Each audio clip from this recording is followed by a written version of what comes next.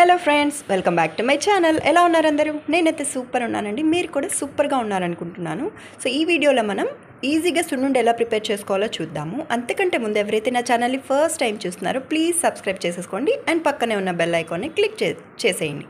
So సున్నుండి prepare చేసుకోవడానికి మనకు కావాల్సింది పట్టు మినప్పప్పు అండి. అవి మనం ఒక పాన్లో తీసుకొని డ్రై రోస్ట్ చేసుకోవాలి. మనకి ఎంతైతే కావాలో ఎంత అయితే సున్నుండలు ప్రిపేర్ చేసుకోవాలో దాన్ని బట్టి మనం క్వాంటిటీ తీసుకుంటాము. సో ఆ డ్రై రోస్ట్ చేసిన తర్వాత కొంచెం కొంచెంగా మనం ఆ పప్పు అనేది మిక్సీ జార్లో వేసుకొని మనం గ్రైండ్ చేసుకోవాలి. సో నేను ఇక్కడ వీడియోలో చూపిస్తున్నట్టుగా మనకి ఇట్లా వస్తే సరిపోతుంది గ్రైండ్ చేసిన మిక్చర్ అనేది. సో ఇట్లా మనం ఒక్కొక్కటి మనం మిక్సీలో సరిపడినంత తీసుకొని నెక్స్ట్ మనకి ఈ పౌడర్కి సరిపడా బెల్లం తీసుకోవాలి, జాగర్రీ.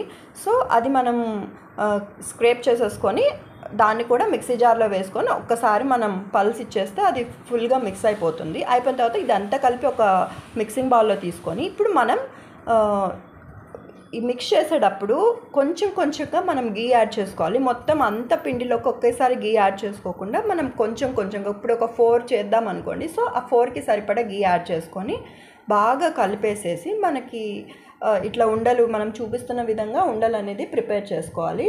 సో అట్లా మనకు అర్థమైపోతుంది. ఇప్పుడు మనం ఉండ చుట్టేటప్పుడు దాని టెక్స్చర్ అనేది మనకు అర్థమైపోతుంది.